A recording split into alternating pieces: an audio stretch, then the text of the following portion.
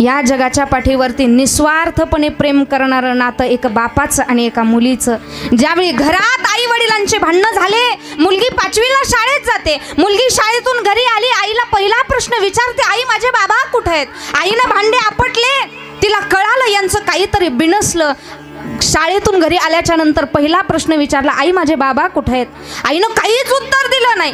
आईनं 7 वाजता स्वयंपाक केला, आई जेवली आणि झोपली. परंतु जोपर्यंत बाप घरी शेतातून येत नाही ना, तोपर्यंत मुलगी जेवत करत नाही महाराज, जेवण करत नाही. वडील 9 वाजता घरी आले, अंथरून टाकलं आणि वडील झोपी गेले. परंतु वडील झोपी गेल्याच्या नंतर एका मुलीनं उठावं, किचनमध्ये जावं, भाजी पोळी वरण भात काय असेल ते पात्र घ्यावं, आपल्या वडिलांच्या समोर न्यावं, पहिला घास घ्यावा, वडिलांच्या मुखात घालावा बाबा. आणि एका मुलीनं वडिलांना समजून सांगावं, बाबा आईचा स्वभाव आहे तसा, आई रागवते, आई चिडते, तिचं बोलणं तुम्ही मनावरती घेऊ नका. बाबा तुम्ही जेवले नाही सकाळपासून, तुम्ही जेवले नाही तर मी सुद्धा जेवणार नाही बरं का.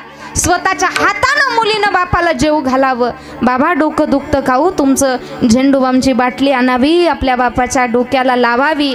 ढसा ढसा बाप रडत असतो महाराज. त्या बाळाकडे बघतो आणि म्हणतो, बाळा अगं आतापर्यंत माझ्यावरती एवढं प्रेम फक्त माझ्या आईनं केलं ग. माझी आई गेल्याच्या नंतर माझ्यावरती एवढं प्रेम बाळा फक्त तूच केलं.